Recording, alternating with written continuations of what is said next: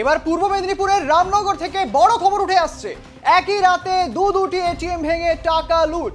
রামনগরের বালিশাই ও দেউলিহাটে চাঞ্চল্যকর লুটপাট, একেবারে সিনেমার কায়দায় এটিএম চুরি। আর এখানেই প্রশ্ন উঠছে, এত বড় ব্যবসা কেন্দ্র এই দুই জায়গা, অথচ এটিএম সুরক্ষায় কেন নজরদারি ছিল না?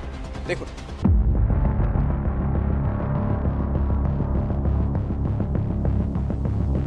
একই রাতে দুই ব্যাংকে চুরি, ব্যাংকের এটিএম ভাঙচুর করে টাকা লুট, জানিয়ে রীতিমতো চাঞ্চল্য ছড়িয়েছে এলাকায়। রামনগর থানার অধীনে বালিশাই বাজারে গতকাল রাত 2:30 নাগাদ একটি স্করপিও গাড়ি করে আসা 3 দুষ্কৃতী। তারা ব্যাংকের এটিএম ভেঙে লুটপাট চালায়, আর তা সিসি ক্যামেরার ফুটেজে লক্ষ্য করা যায়। একেবারে সাদা পোশাক পরা ওই দুষ্কৃতীরাই বালিশাই বাজারের সামনে গাড়িটিকে দাঁড় করিয়ে এটিএম এর সামনে থাকা সিসি ক্যামেরায় গ্লাসের ওপর দিয়ে রং করে দেয়, যাতে করে দুষ্কৃতীদের পুলিশ চিনতে না পারে।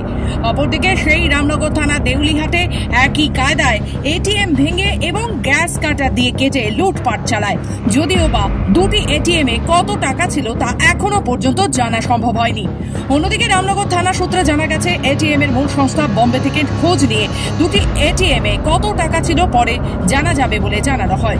তবে বেশ কয়েক মাস আগে রামনগর বাজারে এটিএম ভেঙে গ্যাস কাটা দিয়ে কেটে লুটপাট চালিয়েছিল দুষ্কৃতীরা। পরবর্তীকালে বারাসাত থেকে 2 ব্যক্তিকে আটক করে রামনগর থানার পুলিশ। আর তার ঠিক কয়েক মাস পরেই ফের দুটি এটিএম ভেঙে গ্যাস কাটা দিয়ে লুটপাট চালালো দুষ্কৃতীরা। এ নিয়ে ইতিমধ্যে চাঞ্চল্য ছড়িয়েছে এলাকা জুড়ে। আমার কাছে কি খবর থাকবে? মানে কেউ ফোন করেছিল আপনাকে? হ্যাঁ, অফিস থেকে ফোন করেছিল। পুরো এটিএমটাই ভেঙে নিয়ে গেছে। হ্যাঁ হ্যাঁ, এখনো পর্যন্ত মানে পুলিশ এসেছিল? হ্যাঁ, এই যে মাত্র এসে গেল। এখানে কি নিরাপত্তা রক্ষী থাকতো এখানে? না না। কতদিন ধরে এটিএমটা এখানে ছিল আপনাদের? এটা 5-7 বছর হয়ে। না না না, সাধারণ মানুষ অনেক সমস্যায় পড়ছে। হ্যাঁ হ্যাঁ হ্যাঁ হ্যাঁ হ্যাঁ হ্যাঁ, প্রচুর লোক হ্যারাসমেন্ট হচ্ছে। স্থানীয় এক ব্যবসায়ী জানায়, বালিশাই বাজারে রাতে পুলিশের টহলদারি থাকলেও এটিএম এ নজরদারির জন্য কোনো সুরক্ষা নেই, তাই এই ধরনের ঘটনা ঘটেছে। প্রচন্ড সমস্যা, কিন্তু বুঝছে কি পুলিশের নজরদারির দিকে আসে? এখানে এটিএমে থাকে না, এটিএমে থাকে না। নাইটে টহলদারি দেয় পুলিশ? নাইটে টহলদারি এইগুলো দেয় না, আমাদের নাইট গার্ড আছে, নিয়ে এসো সে দেয়। আপনি বালিশাই নাইট গার্ডও আছে? হ্যাঁ আছে। সেই কালকে ছিল না?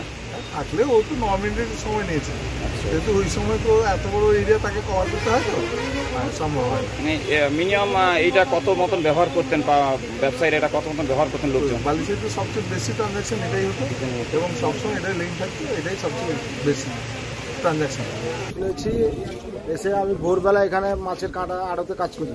আমি যখন সকাল 5:30টায় শুনি, যে এসে দেখি স্পটে এখানে কাটা মানে কালো হয়ে গেছে ভেতরে, কিন্তু তারপরে এসে দেখি যে শুনতে পাই স্থানীয় লোকের কাছ থেকে দুটো 10-20-র মধ্যে এসে ওরা এসে একটা স্করপিও গাড়ি নিয়ে আসে, এবং এসে মাত্র 9 মিনিটের মধ্যে অপারেশনটা হয়, তারপরে ওরা বেরিয়ে যায়।